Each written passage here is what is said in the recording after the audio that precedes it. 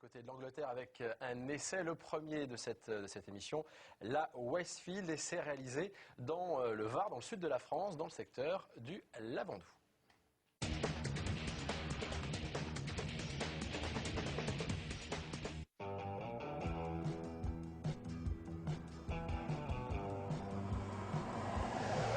L'Angleterre, une drôle d'île où la créativité en matière d'automobile rime souvent avec tradition. Avec la Mini et les taxis londoniens, la Super 7 est l'archétype de la voiture britannique pensée il y a plus de 50 ans, mais toujours au goût du jour. L'exemplaire présent sous vos yeux est une Westfield et fait donc partie avec Caterham et Donkervoort des petites firmes artisanales qui interprètent à leur sauce la géniale invention de Colin Chapman. Le style est ici un savant mélange entre le classicisme des Caterham et l'agressivité bodybuildée des Donkervoort.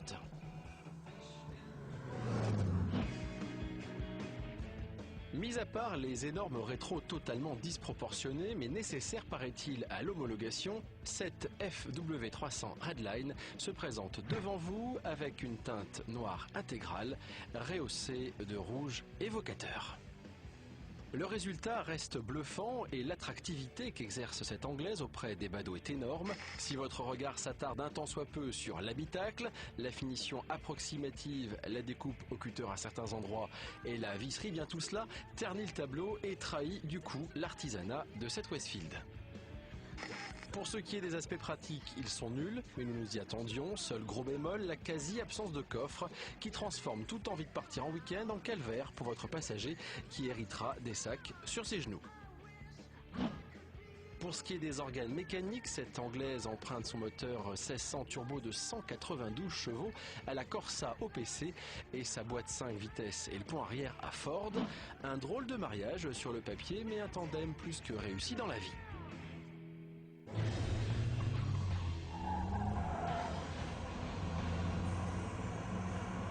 Le couple généreux et la fougue de ce brillant 4 cylindres doté d'un overboost transforment chaque accélération en séance de catapulte.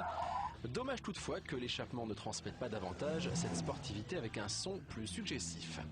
Malgré une architecture à l'ancienne, sans aucune aide à la conduite et une puissance délivrée au roue arrière, cette Westfield s'est montrée accrocheuse sur sol sec grâce à d'excellentes gommes. Ses réactions sont saines et moins piégeuses que certaines concurrentes, mais gare toutefois aux excès d'optimisme. Et inutile de tenter le diable en voulant la sortir sous la pluie, ce serait une idée bien saugrenue. Le freinage est quant à lui le seul gros point noir de cette Westfield. Décevant et à la limite dangereux, il mériterait d'être revu et corrigé en profondeur avec des disques ventilés à l'avant et des étriers plus conséquents. Il y a vraiment urgence en la matière.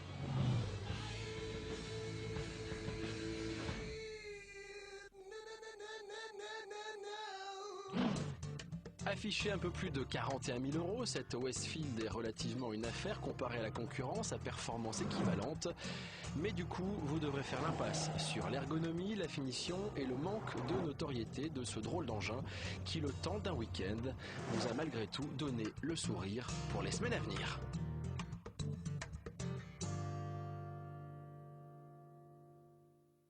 Et la fiche récapitulative de cette Westfield est plus prix, performance, exclusivité et look bien sûr.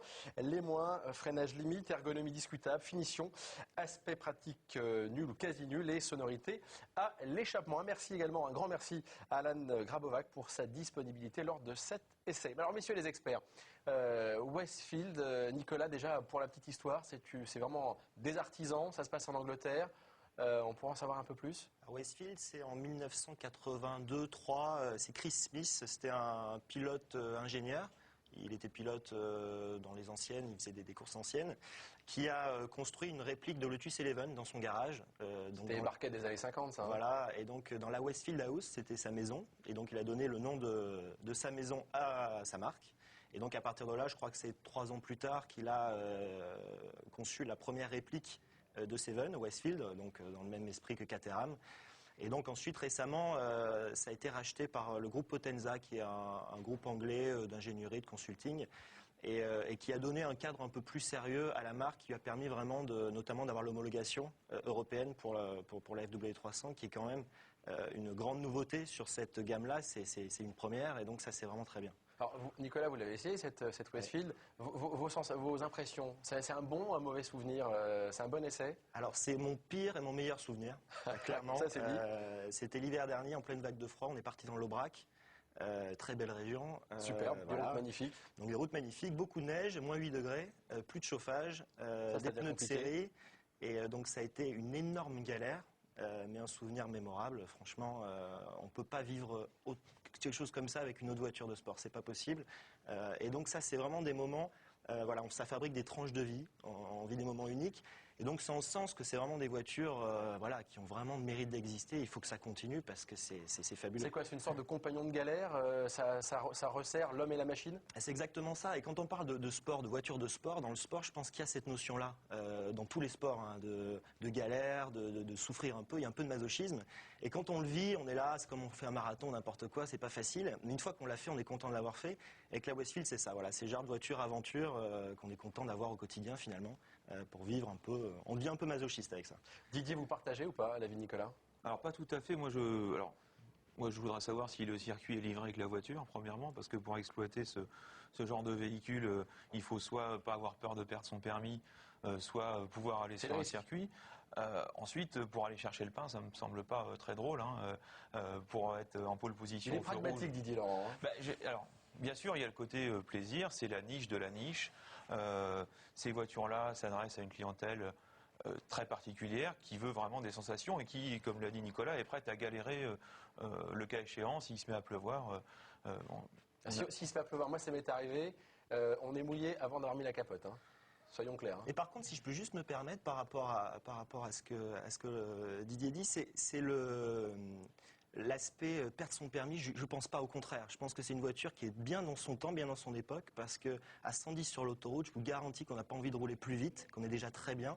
Et sur les petites routes, on croit qu'on est déjà nettement au-dessus des limitations. En fait, on est bien en dessous. Donc je pense que plutôt ça apprend l'humilité et que ce n'est pas une voiture dangereuse, bien au contraire. Alors ça vaut un peu plus de 41 000 euros. Pour le même prix, on a un TT Roadster de chez Audi en 200 chevaux S-Line. Très belle auto, c'est aussi un véhicule passion. On ne serait pas tenté d'acheter plutôt un TT avec lequel on pourrait plus facilement aller chercher son pain que de plonger pour une Westfield? C'est pas la même voiture, hein. De toute façon, c'est pas la même typologie de client.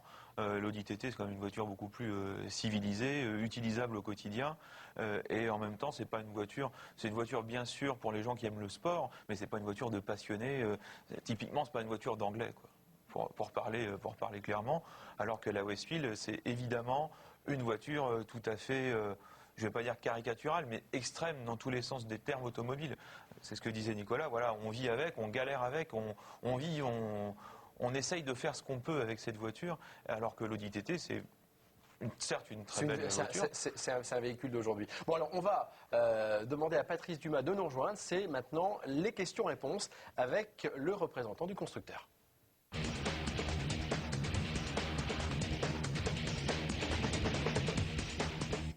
Patrice Dumas, bonsoir à vous, bienvenue. Vous êtes représentant de Westfield France. Oui. Alors nos amis journalistes vont vous poser des questions, à commencer notamment sur le prix. Hein. On parlait de un peu plus de 41 000 euros. Alors 3 minutes pour nous convaincre.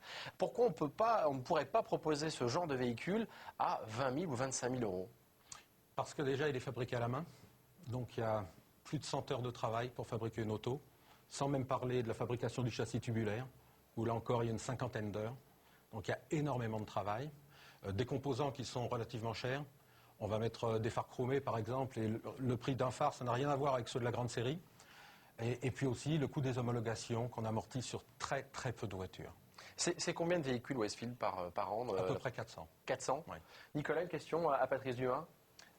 Est-ce que, parce que c'est ça qu'on aimerait quand même voir, la performance pure sur ces types d'autos, c'est bien, mais à la limite, il y aurait moins de chevaux, ce serait aussi très bien, et surtout, ça serait moins cher. Donc est-ce qu'il y a des évolutions sur la gamme qui pourront amener à ça? On y a pensé depuis longtemps, et puis on le concrétise aujourd'hui, puisqu'on lance la FW 220 avec 140 chevaux. Et elle vaudra 34 000 euros. C'est quoi? C'est toujours une mécanique Opel? Ça, ils ne me l'ont pas dit. Hein. Je viens de l'usine, j'y étais encore hier, et j'ai insisté pour qu'ils me disent, bon, on la fait pas, est-ce que je peux en parler ou pas? Et ils m'ont dit, oui, voilà, on a ces éléments-là. Donc, elle partagera la même carrosserie, le même châssis, le même système que la que la FW300. Il y a juste le moteur qui est un peu moins puissant. Et 7 000 € de moins surtout. Oui. Didier Laurent, une question à Patrice Dumas. Ben moi, je voudrais bien savoir, il y a un point de vente, hein, c'est à Aix-en-Provence, je crois. Si j'habite dans le nord de la France et Comment que je on fait tombe en panne à Westfield, qu'est-ce que je fais? Il y a 58 points de service. D'accord. On espère quasiment en avoir un par département d'ici quelques mois. Et je peux aller, alors elle a un moteur Opel et une boîte Ford, alors je peux aller chez Opel, je peux aller chez Ford, Oui. je peux aller chez les deux. Chez un petit agent Renault qui est passionné de rallye, chez un spécialiste d'anglaise, bref, quelqu'un qui a envie de travailler dessus et à qui on a envoyé justement les documents techniques pour qu'il sache quoi faire. Et quel que soit l'intervenant, vous assurez la garantie. Oui. Ça veut dire si je vais chez Renault, il n'y a aucune pièce commune, il va me changer un piston, je ne sais quoi, vous assurez la garantie. Oui. D'accord. Ça, c'est quand même plutôt fort. Ça, c'est un vrai argument marketing. Alors, une Westfield, ça a l'esprit de la Super 7. Si on est un peu un puriste, on va plutôt aller chercher une Caterham, parce que là, c'est vraiment la descendante, entre guillemets, légitime de cette Super 7 créée par Colin Chapman. Quels sont les clients qui vont acheter une Westfield? Je prends une mauvaise comparaison, mais vous allez la comprendre, et chacun reste dans son domaine. Celui qui achète une Westfield, c'est celui qui achète une Lamborghini au lieu d'acheter une Ferrari. Il en a vraiment envie, un peu parce que c'est différent, parce que la ligne peut-être va être plus incisive. Il a envie d'une Westfield. Et quels sont vos arguments commerciaux pour vendre à des propriétaires de Caterham une Westfield? La plus puissante et la plus performante. C'est ça, on joue sur les performances? Oui, clairement oui. Parce que très C'est la clairement, réalité. Nicolas, si on veut être dans les mêmes ordres de puissance chez Caterham, c'est quoi? C'est la CSR 200. Donc c'est 15 000 Non € plus plus cher. maintenant. C'est la CSR 175. 175, mais ouais, donc c'est vrai que c'est voilà, Et c'est plus cher. et c'est beaucoup plus cher. Patrice Dumas, votre temps est écoulé. Merci, Merci. je pense que vous nous avez convaincus en partie, hein, notamment sur ces fameux points de vente. On attaque tout de suite. C'est notre deuxième essai. Là, on passe du tout au tout avec l'essai de la Peugeot Ion, un essai signé Christophe Bourgeois.